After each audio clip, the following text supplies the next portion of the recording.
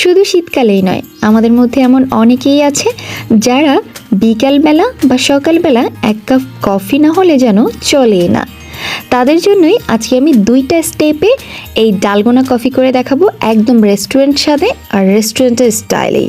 তো চলুন দর্শক, কথা না বাড়িয়ে চলে যাই আমরা মূল রেসিপিতে। কফি যখন বানাবো তখন দুধ না হলে কি আর চলে?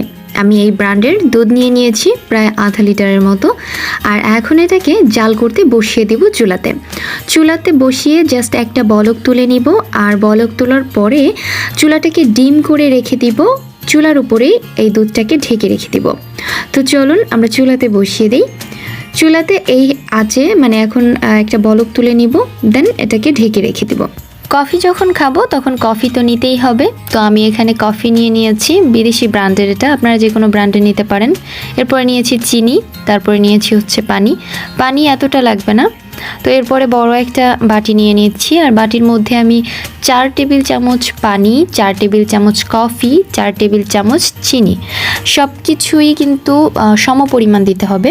তো আমি এখানে 4 টেবিল চামচ দিয়েছিলাম, মানে হচ্ছে অনেকটা হয়েছিল। জাস্ট আপনি প্রায় 12 থেকে 13 কাপ কফি বানাতে পারবেন, এতটা কফি নিয়েছিলাম আসলে আমি। তো আপনারা একটু কম করে নেবেন, আর যদি মানুষ বেশি থাকে বা মানে আপনার মেহমান বেশি থাকে তাহলে সেক্ষেত্রে তো অবশ্যই একটু বেশি নেবেন। যাই হোক, সব কিছু আমি মিশিয়ে খুব ভালো করে বিট করে নিব, জাস্ট একটা কাঁটা চামচ দিয়েই। তো এভাবেই কিন্তু রেস্টুরেন্টে আসলে ডালগোনা কফিটা বানায়। এরকম একটা চামচ নিয়ে নিয়েছি, আর এই চামচ দিয়ে কিন্তু খুব ভালো করে আমি এখন বিট করে নেব। বিট করতে করতে এক সময় দেখা যাবে এর লুকটা চেঞ্জ হয়ে গিয়েছে, প্রায় 3-4 মিনিট পরে দেখবেন লুকটা চেঞ্জ হয়ে গিয়েছে। তারপরে হচ্ছে এর যে থিকনেসটা এটাও চেঞ্জ হয়ে গিয়েছে।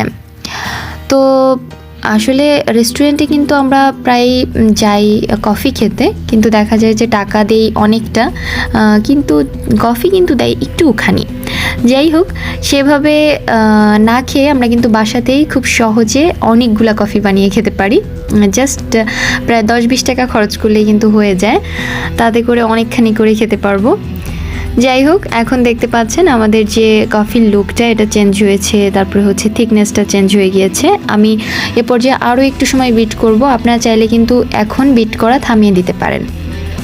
তো আমার মনে হয়েছে যে না, আমি পারফেক্ট একটা ডালগোনা কফি খাবো, এই জন্য আমি খুব ভালো করে এটাকে বিট করছি। তো আমি বিট করছি, আর এখনই বলছি যারা এখন আমার চ্যানেলটিকে সাবস্ক্রাইব করেননি প্লিজ সাবস্ক্রাইব করবেন, আর অবশ্যই আমার পেজটিকে ফলো দিয়ে রাখবেন। আমি আসলে আমার চ্যানেলে সবসময় নতুন নতুন রেসিপি বা সহজ রেসিপি শেয়ার করি, অবশ্যই আপনাদের কাজে আসবে। যাই হোক, এখন আমরা কিন্তু এই কাঁটা চামচ দিয়েই খুব ভালো করে এটাকে বিট করে নিয়েছি, আর এটা একদমই রেডি। আর এই পর্যায়ে কিন্তু একটুখানি লবণের ছিটা অবশ্যই দিতে পারেন, কারণ একটু লবণের মানে একটা স্পর্শ না এই কফির স্বাদটা আর একটু বাড়িয়ে দেবে, কিন্তু খবরদার একদম বেশি করে দিতে যাবেন না কিন্তু। তো বেশ কিছুক্ষণ পর দেখতেই পাচ্ছেন আগের থেকে কিন্তু লিকুইড যে একটা ভাব ছিল, লিকুইড ভাবটা কিন্তু অবশ্যই কমে এসেছে। তো এখন আমরা চলে যাব হচ্ছে আমাদের কফিটাকে সম্পূর্ণভাবে প্রিপেয়ার করতে। তো তার আগে এর থিকনেসটা আরও একটু দেখিয়ে দিচ্ছি, দেখেন বুঝতেই পারছেন এটা কেমন হয়েছে। এবার চলুন তাহলে আমরা বাকি প্রসেসটা করে নেই। 2-3 মিনিট পরও কিন্তু দেখতে ঠিক এরকমই ছিল। এরপরে আমি একটা কফি কাপ নিয়ে নিয়েছি, আপনারা মগেও দিতে পারেন। এরপরে কিছুটা চিনি দিয়ে নিয়েছি, আমার হচ্ছে তারপরে হচ্ছে এর মধ্যে দুধ দিয়ে দিচ্ছি, একদম গরম দুধ, যেটা হচ্ছে আমি চুলাতে রেখেছিলাম বলেছিলাম। তারপরে একটা চামচ দিয়ে আমি খুব ভালো করে চিনিটাকে একটু গুলে নিচ্ছি। এরপরে হচ্ছে এখানে কফিটা অ্যাড করব। আর আমি হয়তোবা বলতে ভুলে গিয়েছি যে আমার এই কফিটা হচ্ছে বিদেশি ব্র্যান্ডের, খুব তিতা ছিল এই কফিটা। তো সেক্ষেত্রে হচ্ছে আমার চিনির পরিমাণটা একটু বেশি লেগেছে।